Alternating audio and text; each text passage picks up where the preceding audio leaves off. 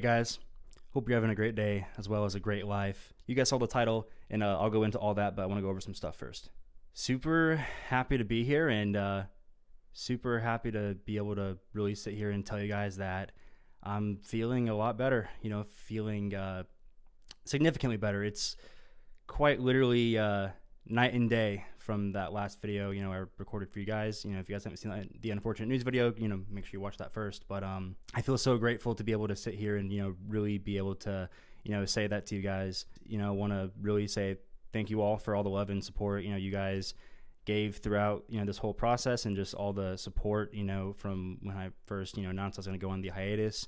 It just really meant the world to me. And, huge shout out, to Alex for keeping the channel going, while I was away and stuff. Means so much to me that he was able to do that. And, just watching, his videos, was a great thrill for myself and a lot of you guys as well. And, appreciate all you guys showing him support throughout that process as well. Yeah, I just feel so grateful for you guys and for Alex throughout this time, and, give me that space. I want to kind of talk about where, I was at everything and kind of like what led me to this point. All this, from my perspective, was kind of bubbling up over the course of a handful of years, to be very, to be real, where just progressively not feeling super great, not feeling like myself, and just wasn't feeling great about a lot of things. And I really knew it was time to take a step back when the studio got destroyed. Because it wasn't from me being upset that the studio got destroyed. It was more from my lack of reaction. And it wasn't from a place of, being stoic or, just, not having attachments. It wasn't from that kind of place. It was from, I really was in a place of despair. And I realized I should care. Like, I should care. I was like, so the fact that I don't, it just, that's really what hit me. I think back to kind of just the passion of the channel as well. And at that time, passions weren't really burning super hot. There was a spark that, I kind of like used to really have, in like a deep passion for everything we were doing. And somewhere along the way, I lost that, and I was really interested in getting better for myself, but also getting better and seeing if I could, rekindle that fire, if I could re-find, that spark and kindle that flame. As Duran Duran would say, I wanted to get to my ordinary world.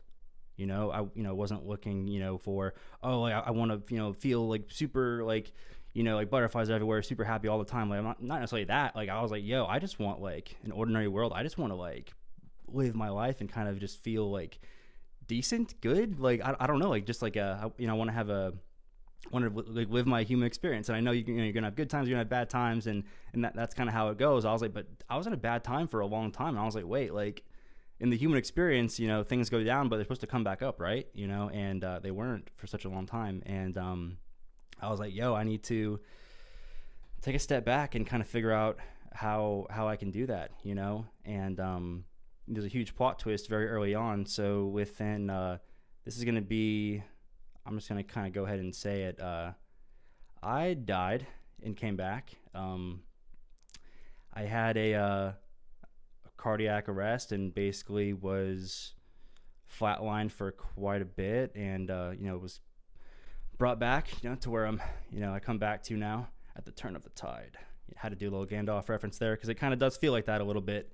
I'll go ahead and just go through kind of that story from the top. So this is like a week into my about a week or so into the hiatus. I think maybe we can have maybe 2 weeks.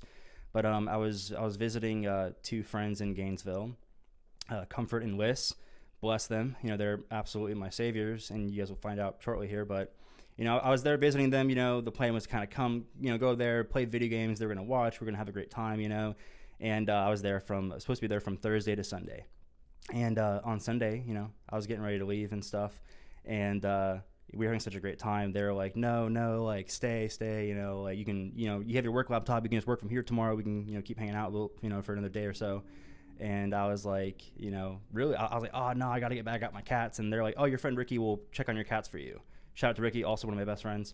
I was like, Ricky will check on my cats, and so verified that with him, and I stayed. And I believe it was a day or so later when I was sitting on their couch and I was playing a video game and I was chilling, I was smiling and playing a game, and I was mid-sentence when I just fell on my face, and my face turned blue, and essentially had a cardiac arrest right there on their living room floor. And Comfort screamed, and Liz ran down, and luckily Liz is certified in CPR, so she's giving me CPR. Comfort calls 911, and ambulance gets there like super fast, and luckily I was like less than 15 minutes away from pretty much the best institute in the state of Florida to handle a cardiac situation. And so I get admitted into Gainesville and stuff, and or go to the ER there, and got shocked a good amount of times. They brought me back with through shocking, and I think I got compressions and CPR on the way to the hospital as well, and I think I was shocked in the ambulance or something like that. Like I got shocked, brought back, and then I flatlined again, and then they shocked me, and I came back again, and then at that point, they kind of got me into a stable place.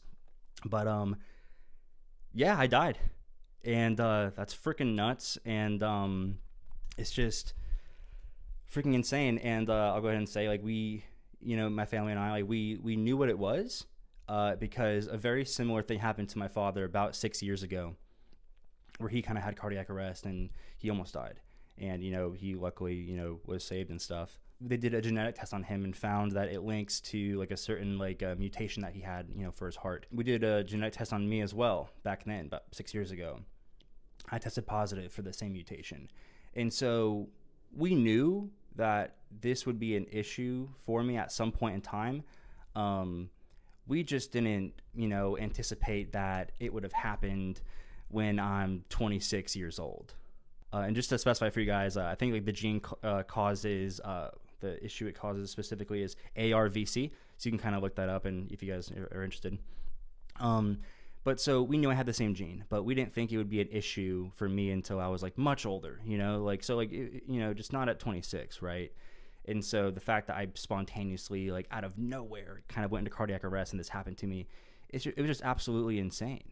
And so grateful for Comfort and Liz. Like, they're my guardian angels, absolutely. They saved my life, and will forever be grateful, to them for that. And one thing I've been, saying, and I find it so wild, is like, I was supposed to go home on Sunday, when I was visiting them. I was supposed to go home, and I live alone. So it's like, if I had gone home when I was supposed to, I probably would have died alone in my apartment, and I find that to be absolutely wild, Also, like, Sunday is such a natural time to finish off a trip. Like, I was there from Thursday to Sunday. I was on their couch. They were cooking me meals every day. Like, like 4 days in someone's couch is a long time. Like, if you're hosting someone, like, around Sunday, even if you have a good time, it's like, you're like, bye, this was fun. Like, no, I was borderline coerced into staying. We were having such a great time.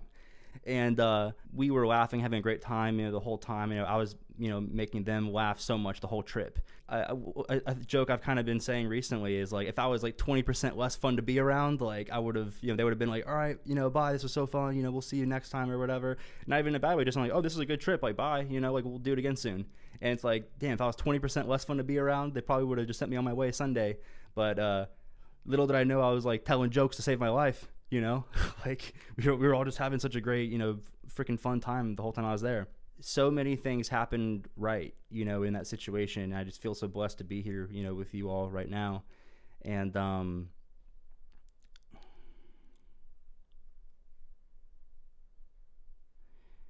yeah, there were just so many realities where I wouldn't be sitting here right now. And, I just feel so grateful to be here. It's like, also, like, not really any of my other friends even know CPR, and Liz knew CPR. Like, that's nuts. Like, things just worked out in such a magnificent way.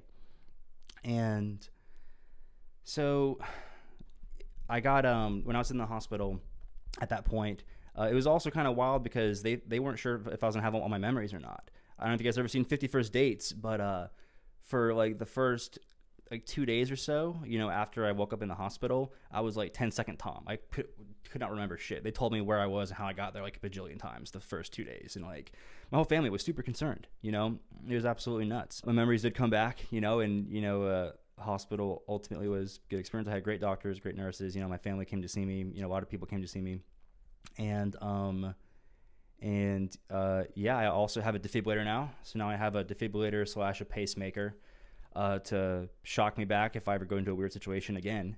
And I take an anti-arrhythmia, and I take a beta blocker now.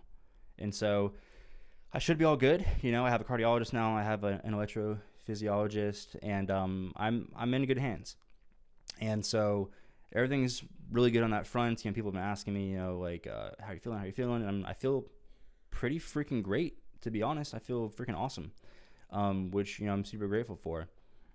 And, you know, something that feels absolutely wild too, just a whole spiritual component of it, is because before I died, I was kind of already coming to kind of believe in a power greater than myself. You know, call it God, call it whatever you want. You know, I was kind of like already kind of like getting towards that. And, you know, after spending many years of my life, you know, being, you know, I was atheist for such a long time, and then I was agnostic for an even longer time, really. And, you know, then, yeah, have kind of been taking my own journey to kind of, you know, develop a relationship with the power greater than myself. And it was so funny when I woke up in the hospital and I got told what happened, and I just realized what happened. The very first thought I had was, damn, like, my higher power's not done with me yet. Like, I got more, I have more to do. And I kind of like had that feeling, you know, just course through my whole body. I was like, no, like, I was brought back, you know, like I have more to do, you know, and, you know, I need to figure out what that is, right? You know, that's kind of what I was thinking in those moments waking up. But it just felt, it wasn't like a, oh, hallelujah kind of moment. It wasn't some like super crazy profound moment. It was actually in its simplicity that it was profound for me, where it was just like, oh, wow. Like it just felt like a click where I was just like, oh, dang, like my higher power is not done with me yet. You know, it, you know, didn't feel super grandiose. It was just the same. I was like, it just felt very matter of fact almost. And that is what it feels like, you know, like to some capacity. Like my friends and family, like I can't, you know, I would hate for, you know, them to have dealt with whatever that would have been like without me being here, you know, my friends and family, you know, all of you guys as well. You know, I'm sure that would have been terrible news for you guys to have heard, you know, from Alex. Like that last video, Unfortunate News, like you guys remember that video? It's like, if that was the last time y'all like really ever saw me, like that would have sucked, you know? And so it's like, I don't know. Like I feel like I've been brought back to kind of give more to the world, and I'm gonna, you know, do that. And you know, I got you know, got back. Well, you know, I got out of the hospital, went back to my mom's and stuff. And you know, the whole point of the hiatus was supposed to be for like a month or two, kind of getting my shit figured out, and that threw a whole wrench into everything, obviously, you know. And so because after that, you know, I felt grateful to be alive for sure. But it didn't automatically like fix the things I was feeling necessarily. Do you know what I mean? And I recall a turning point that happened once I kind of got out of the hospital and got back to my mother's house. I was taking a walk around her neighborhood, getting some sunlight. You know, it was a beautiful day out, and I was walking, and it came to me. I asked myself a question. I was like, you know, because no part of me was, you know, really like actually suicidal or anything like that beforehand, like before the hiatus. You know, I was not suicidal, though I was like feeling a lot of negative emotions. I was not having a great time on earth. I just wasn't, you know. And part of me had to ask myself, you know, when I was, you know, walking around, I was like, does any part of me wish I had stayed dead? Sit in that for a second. And it was profound and beautiful, like how fast and how reactive, like every fiber throughout my entire being was like, no, like I'm so glad and grateful to be alive. I can't even explain it. Like I was like, no, absolutely not. Like there is zero part of me that wishes I had stayed dead. You know, I was like, I'm so grateful to be back, like to be here, to have this other chance at life, you know. And I was like, do I want things to get better? Like, yeah. Like, were things like great at that moment? Like, not necessarily, you know, like, but I want them to get better. I want the happy ending, you know, like as best it can work out, you know, or just a human experience. So you know what I mean? But it's like, no part of me wanted to, like, it was just so profound how like literally my entire body, like every single like cell was like, nope, I'm glad to be here, you know. And that made the path kind of shine like pretty clear to me, you know, of kind of like what I needed to do and like where I kind of needed to go.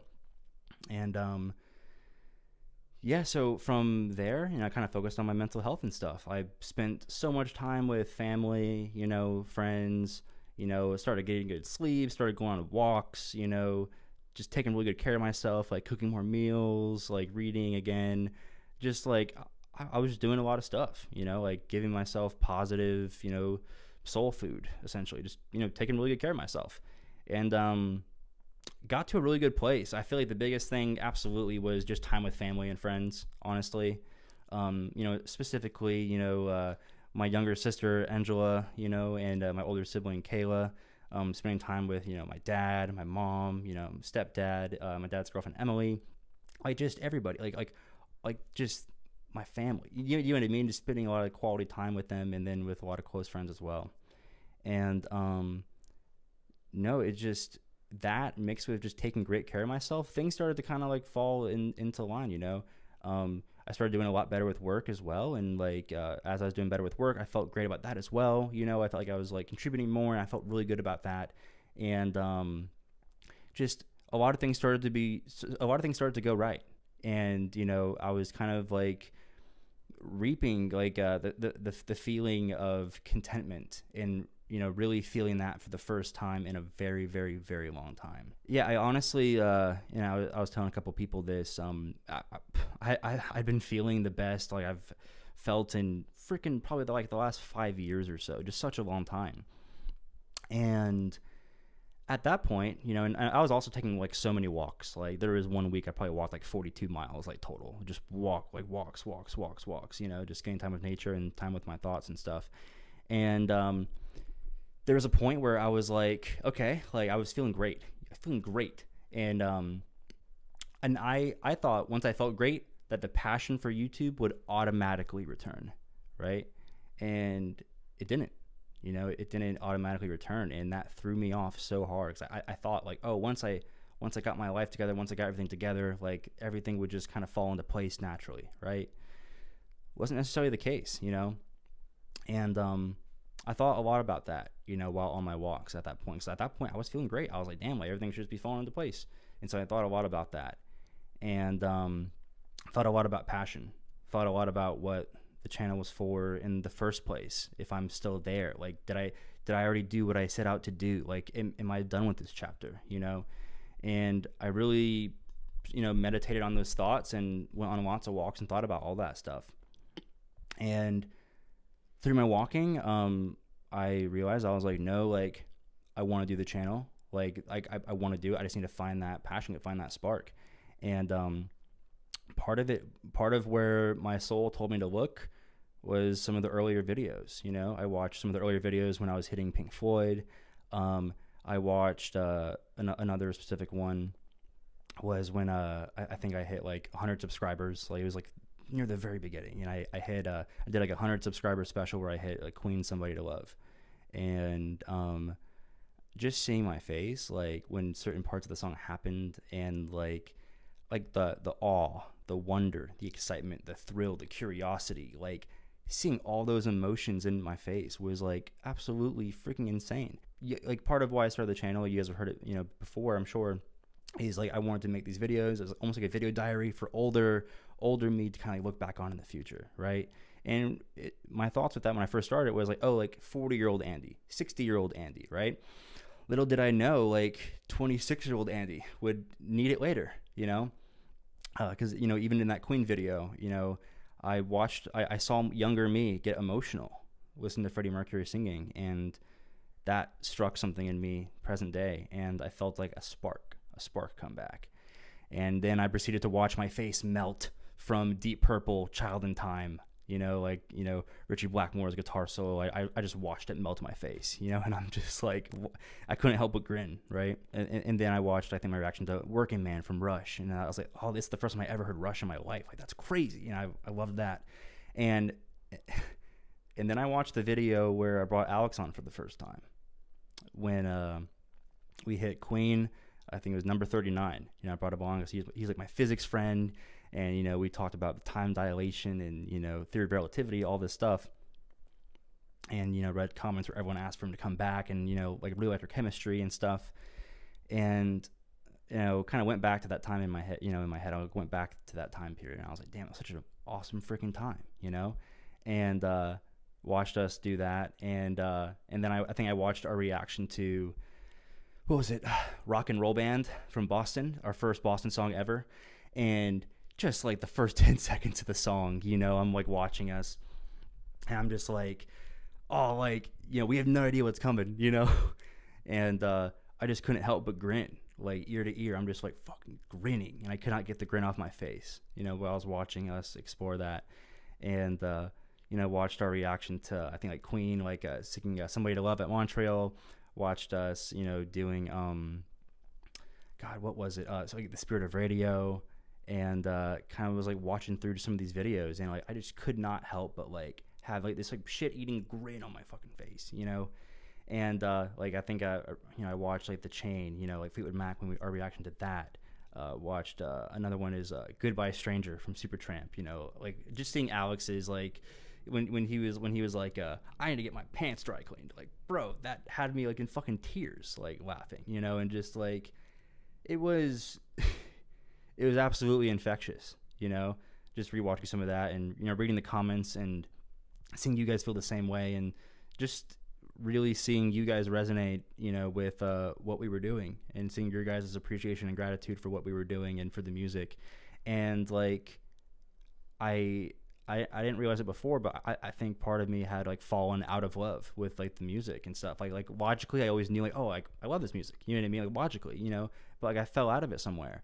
And through watching a lot of our videos, like kind of just like going through some of them, I fell back in love, with it, like kind of like one song at a time, one reaction at a time. Another one was freaking, I watched our reaction to Night Moves from Bob Seger, and God, like what a great song, right? And just seeing our experience, and reading comments of that, and seeing your guys' experience with the song as well, it was just, I don't know, it was just absolutely like reinvigorating like this part of me, and so that was helping a bunch, like just really captivate, that part of me. And then I did something that I'd been meaning to do for a long time. I created a playlist called Freedom Shack like favorites or something, and I started adding songs to it, of just like favorites that like we've done through the years that I really liked, so I made a Spotify playlist and was just adding songs to it. And at this point it has like 350 songs, and I think I created the playlist like a handful of days ago, and like has like over 20 something hours of music on there. And I'm just like adding something. Oh, I'm like, oh, that's a great one. That's a great one. That's a great one. That's a great one. I'm just like adding the songs, and I'm like just listening to that playlist, over the last handful of days especially, and just really like falling back in love with the music and stuff. And I think back when I'm like, damn, like where did the passion go? Like what happened? You know what I mean? And it's hard to say if it's like what went first, like like happiness and mental health, or the passion, or like was the did I lose the passion because my mental health wasn't in a great spot, or did my mental health fall off because I didn't have passion anymore? And I honestly think it's like kind of steps of both, where I think they fed off each other, and I think it was a very progressive thing over a handful of years, like a couple of years, and I think it kind of went hand in hand together. And I did notice, I was on a walk, and I noticed part of it was even song picks, right? All the songs, we'd been doing in, let's say, the recent, year and a half, 2 years, like whatever, like great songs, and I don't like regret any of the song picks or anything like that. But I thought back to a pattern or a trend, and earlier on in the channel, whenever we would do our recording sessions, I would always come to the recording sessions with songs or at least most of the songs kind of picked out. Like I would have a good idea of like, oh, like I'm really excited, like we should hit these, and Alex would bring some in too, here and there. But like I would typically come with like usually 85 to 90% of like the songs kind of like picked out of things I was excited to hit, that I had an interest for, And I think over time with like, life, graduating college, getting into, full-time job, and just moving out on my own, all these different things, I think there were some recording sessions where I occasionally would show up and not have songs picked out, and we'd pick them out on the spot, right? And it's okay to do that here and there, but it became a thing where I just stopped having songs ready. And it always was a thing where we would pick out songs like in the chair, like real time. And, I think at that point it almost like took something out of me where it, it just felt like there were some times where I was like where it felt a little bit like oh, this song will work, like this will work, like we can do one for this, rather than like, oh, like I'm excited to hit this song, like I picked this song out for us to hit like today or something, or you know what I mean. It kind of felt like I felt like I was like less in touch, like less like spiritually in tune with the journey that we were on. And I was like, huh. And I really, that kind of like really started to click for me. Yeah. And I started to have the desire to pick songs again. I think in the last few days, like I have a list now where I don't think we'll have any issue with that anytime soon. Like I have about probably 50 songs that I'm looking forward to us hitting, and I'm very excited for us to hit. And I'm absolutely thrilled to be able to say that. And I'm just super ecstatic to kind of like get back into it and get this like journey on the road. Super grateful to be here. Super excited to kind of give you guys more content. I saw a lot of comments from you guys, like, missing me, over the last, bit of time here. And I don't know, I'm just like excited to like come back to you guys and get back to the music journey, and to actually feel like authentically like super into it, super excited. Like I don't think I felt this invigorated about anything in such a long time. And I'm just so excited to see where things go, and appreciate and love all you guys for being here and for taking interest in our musical journey, and for sticking through it with us and stuff. And I'm happy to say we're gonna have lots of great, amazing content coming, and I appreciate all you guys. So thank you.